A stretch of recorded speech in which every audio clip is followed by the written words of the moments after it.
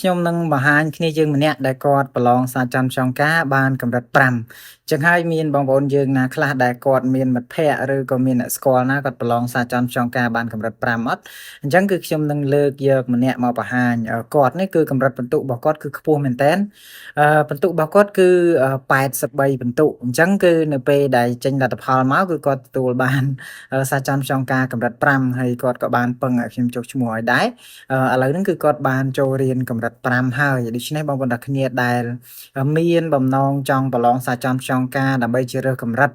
អញ្ចឹងគឺយើងគួរតែរៀនខ្លួនឯងឲ្យបានច្រើនយើងរៀនឲ្យបានច្រើនមកហើយបន្តមកទៀតយើងទិញសភៅនៅក្នុងគូប៉ាំងអត់ខ្វះទេសភៅសារចំចុងការមានច្រើនណាស់គឺយើងទិញមកយើងរៀនធ្វើលំហាត់រៀនដោះស្រាយលំហាត់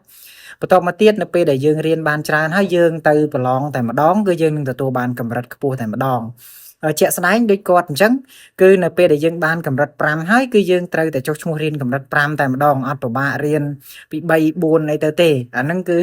បន្ទុករបស់យើងខ្ពស់ស្រាប់ណាអញ្ចឹងគឺយើងទៅរៀនតែកម្រិត5ប្រឡងកម្រិត5ជាប់គឺចប់ស្រេចបាច់តែម្ដងបើសិនជាយើងចង់រៀនកម្រិត6ថែមទៀតអាហ្នឹងក៏ស្រេចទៅលើយើងដែរក៏ប៉ុន្តែបើសិនជាយើងរៀនកម្រិត5ហើយប្រឡងជាប់គឺយើងនឹងប្រើបានរហូតដូច្នេះហើយបងប្អូនទាំងគ្នាដែលមានបំណងចង់ទៅប្រឡងសារចំចុងការខ្ញុំណែនាំឲ្យបងប្អូនទាំងគ្នាទិញសភៅសារចំចុងការមាននៅក្នុងគូប៉ាំងហ្នឹងយើងរៀនដោះស្រាយលំហាត់ឲ្យបានច្រើនមកអញ្ចឹងនៅពេលដែលយើងទៅប្រឡងយើងប្រកាសជាបាន level ខ្ពស់នៅពេលដែលយើងបាន level ខ្ពស់យើង